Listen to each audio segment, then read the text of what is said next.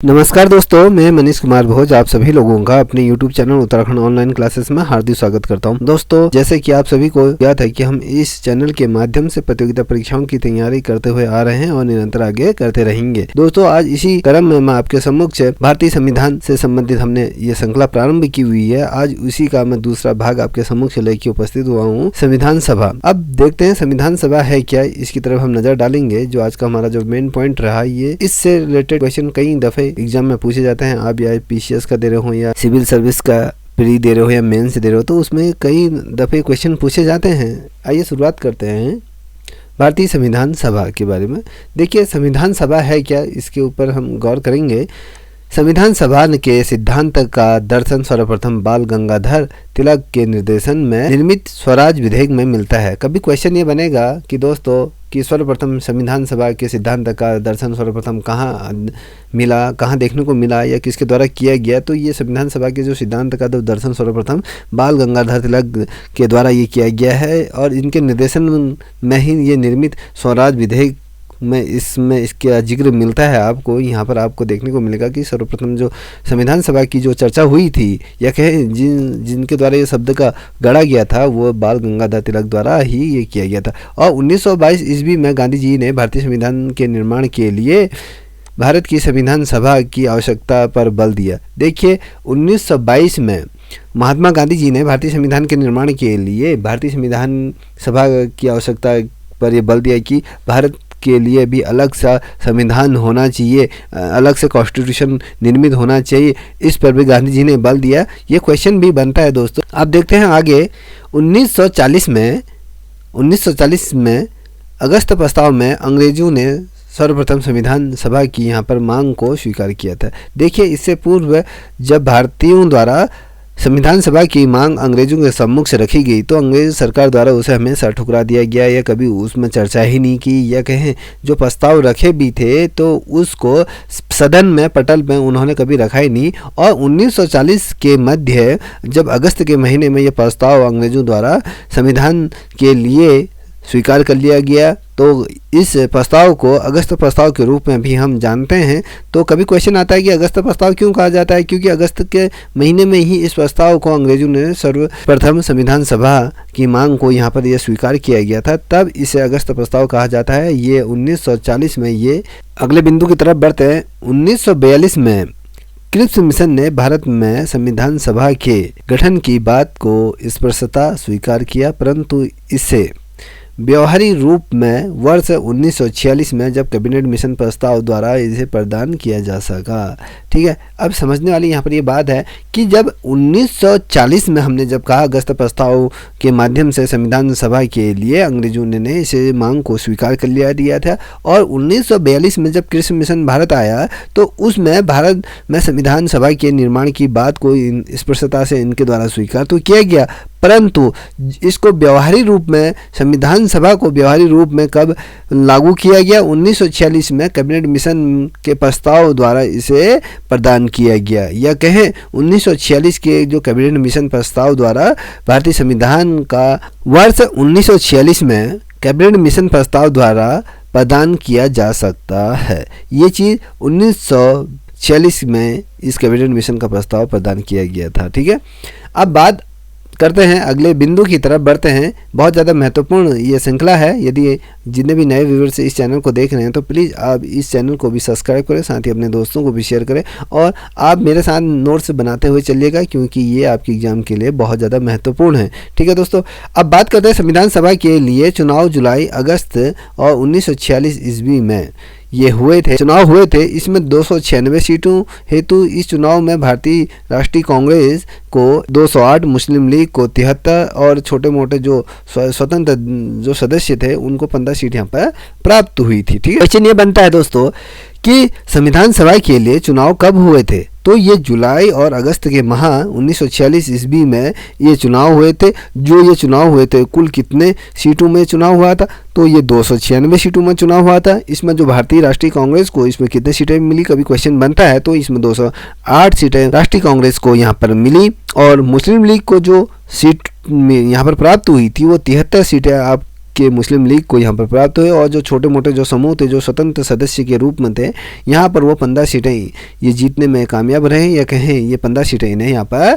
प्राप्त हुई। अब बात करते हैं अगले बिंदु की। पाकिस्तान अलग देश बनने पर संविधान सभा की जो संख्या जो घट कर कितने रह गई, इस पर हम चर्चा करेंगे। इससे पूर्व हम समझेंगे तो संविधान सभा की तो कुल सदस्यों की संख्या यहाँ पर कितनी थी, ये 389 ये सदस्य संख्या यहाँ पर थी। अब इसके स्थान पर जब पाकिस्तान अलग हुआ तो उसके स्थान पर अब 299 सदस्य ही यहाँ पर रहेगी। क्योंकि 299 सदस्य क्यों रह गए? क्योंकि जो पाकिस्तान जो देश बना वहाँ से भी कोई मुस्लिम लीग के जो सदस्य छोटे मोटे जो दल के सदस्य थे, वहाँ से भी उस प्रांत से भी ये सदस्य थे। जब पाकिस्तान अलग हुआ तो वो सदस्य पाकिस्तान चले गए, तो यहाँ पर जो संविधान सभा के सदस्यों की संख्या 299 रह गई, जिसमें से अब 299 रह गई थी, जिसमें से 229 सदस्य प्रांतों से थे और 17 जो सदस्य थे देशी रियासतों के ये सदस्य थे। देखिए अब जो 229 सदस्यों की मैं बात कर रहा हूँ वो प्रांतों से थे, वो जो प्रांत थे वो प्रांतों से थे, और जो 17 सदस्य थे वो देशी रियासतों के ये सदस्य थे। ठीक है, अब बात करते हैं संविधान से संबंधित जो महत्वपूर्ण बिंदु पर। तो भारतीय संविधान सभा में 15 महिलाएं भी सम्मिलित थी। अब कभी क्वेश्चन ये बनेगा दोस्तों कि जब भारतीय संविधान सभा का जब गठन हुआ था तो उसमें महिलाओं की संख्या कितनी थी, ये पूछा जाएगा। तो आपको आना चाहिए कि यहाँ पर 15 महिलाएं इस संविधान सभा के सदस्यों के अंतर्गत सम्मिलित थी, 15 सदस्य महिलाएं थी। अब संविधान सभा की बैठक की तरफ हम बात करते हैं। संविधान सभा की बैठक की तरफ हम बात करेंगे तो उसमें हमने 2 तरीके से इसे विभाजित किया है, प्रथम बैठक और द्वितीय बैठक की हम इसके अंतर्गत देखेंगे कब कब ये हुई।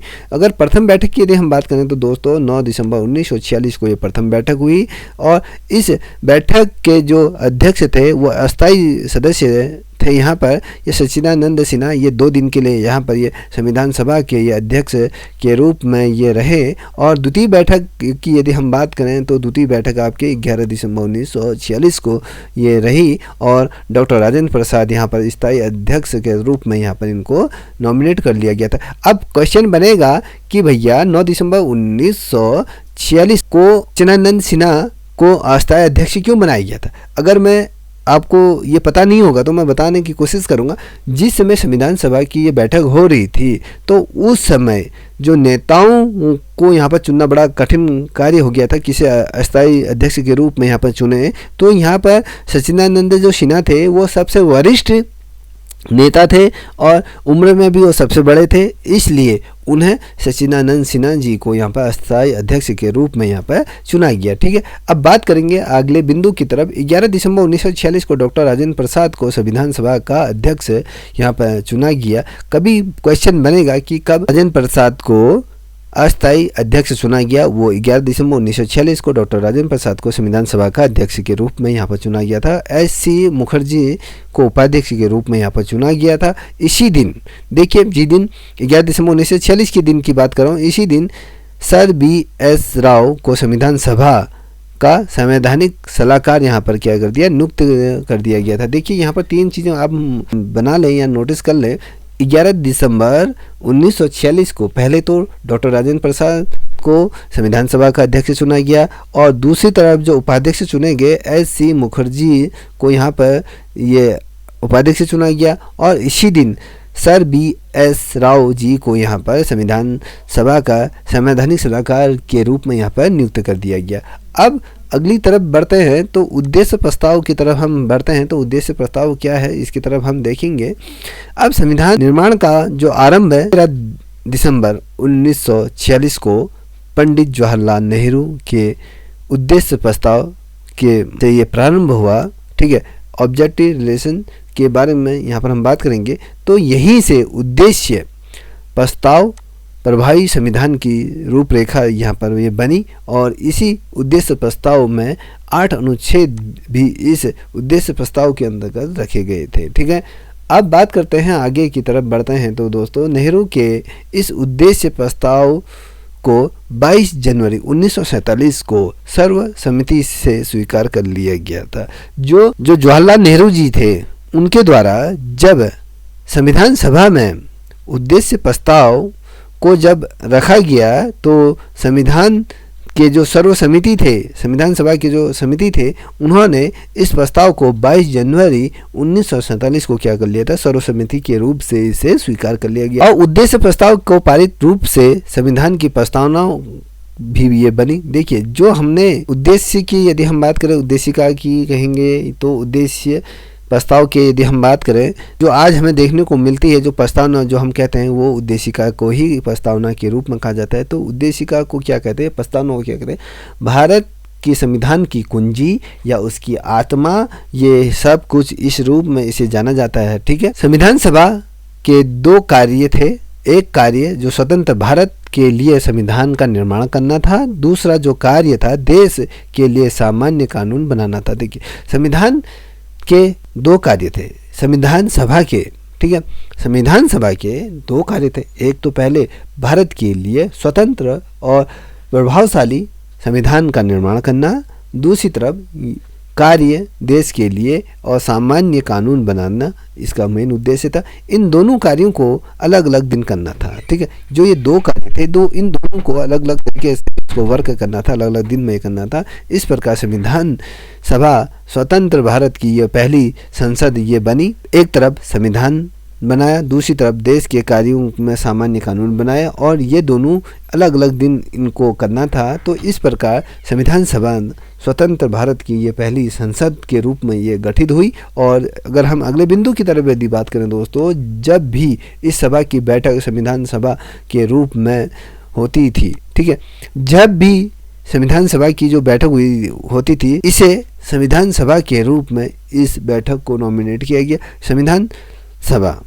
की बैठक को संविधान सभा के रूप में ये जाना जाता था। ठीक है, अब इसकी अध्यक्षता किसने की, संविधान सभा के रूप में जो इसकी बैठक होती तो इसकी अध्यक्षता किसने की, डॉक्टर राजेंद्र प्रसाद इसके अध्यक्ष थे। तो इसकी अध्यक्षता भी वही करते थे। ठीक है, तथा जब बैठकों की जो विधायिका के रूप में होती थी तब इसकी अध्यक्षता कौन करते थे, इसकी जो अध्यक्षता करते थे गणेश वासुदेव मंगलेकर ये करते थे। अब क्वेश्चन कहाँ पर यहाँ पर भी बना, 2 क्वेश्चन यहाँ पर बने। संविधान सभा के रूप में जब बैठक होती थी तो इसकी अध्यक्षता कौन करते थे, डॉक्टर राजेंद्र प्रसाद जी इसकी अध्यक्षता करते थे। जब सर्वदलीय विधायकों की यहाँ पर विधायिका की जब बैठक होती थी तो तब इसकी अध्यक्षता गणेश वासुदेव मालवंकर ये करते थे। और संविधान सभा की यदि मैं बात करूं दोस्तों तो 26 नवंबर 1949 तक इन दोनों रूपों में ये कार्य करती रही। देखिए, 2 चीज़ों में ये कार्य करती रही। एक तो संविधान सभा के अध्यक्ष,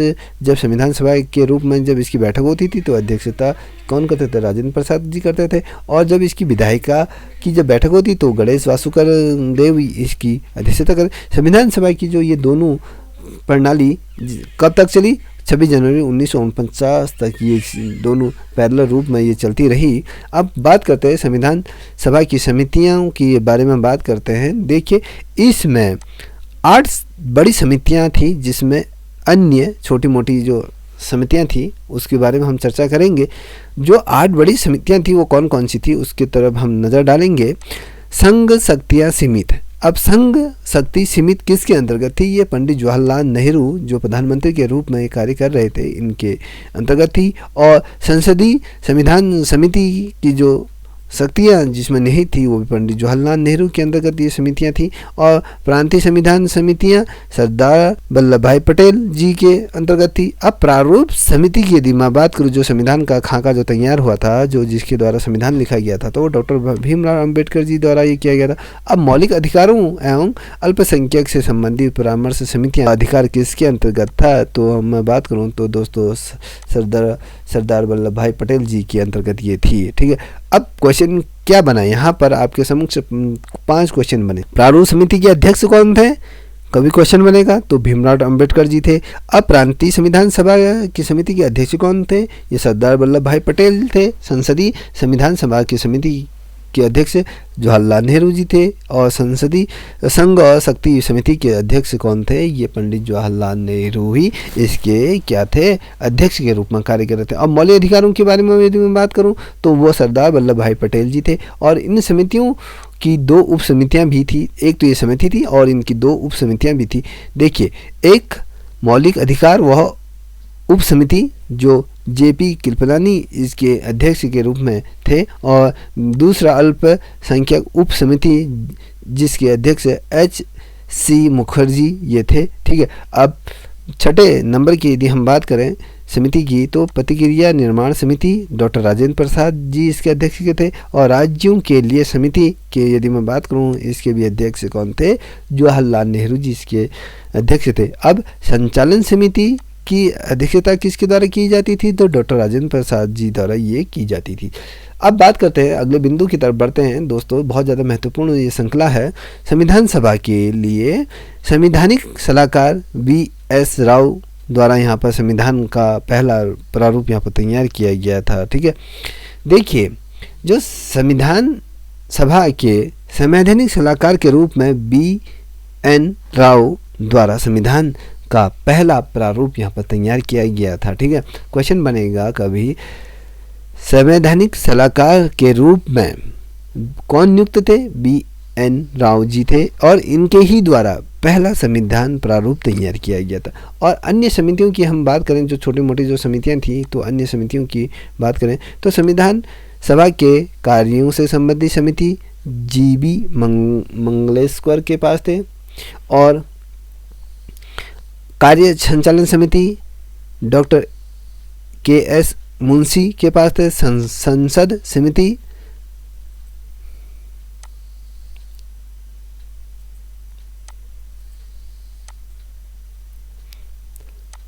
संविधान सभा के कार्यों से संबंधित समिति जी.बी. मंगलेश्वर के पास ये थी, ये इसके अध्यक्ष थे। अब कार्य संचालन समिति के की बात करूं तो डॉक्टर के.एस. मुंशी इसके अध्यक्ष के रूप में कार्य कर रहे थे, और सदन समिति बी. पट्टम सीतारमैया ये इसके क्या थे, सदन समिति के अध्यक्ष ये थे। और राष्ट्रीय ध्वज और संबंधित तदर्थ समितियां जो थे डॉक्टर राजेंद्र प्रसाद जी इसके अध्यक्ष के रूप में थे। वित्तीय और कर्मचारी समिति के अध्यक्ष भी डॉक्टर राजेंद्र प्रसाद जी थे। ठीक है, अब सर्वोच्च न्यायालय के लिए तदर्थ समिति के अध्यक्ष के रूप में एस. बलदाचार्य